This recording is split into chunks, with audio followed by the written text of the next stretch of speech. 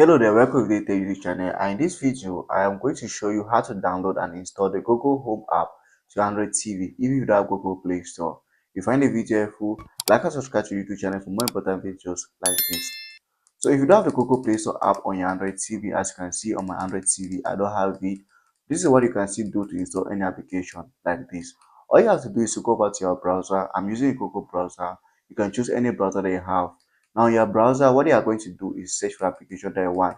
In this case, is the Google Home. So I'm just going to type in Google Home. Now to save time, you can see on my suggestion page, and here is it. Now on my screen here, this is the option we're looking for, and you see that there is a possibility to install this application from the web version of Google Play Store just using my browser.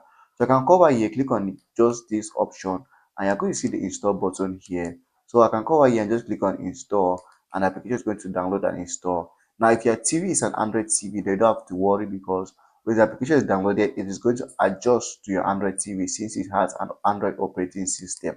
So in that case, the application is going to install. But if it's a smart TV, this is not going to work. But if for some reason the first option doesn't work for you, you can always browse through the result page to check if there are third-party sites in which you can install the application. And as you can see on my screen here, this is a third-party site in which you can install the same application.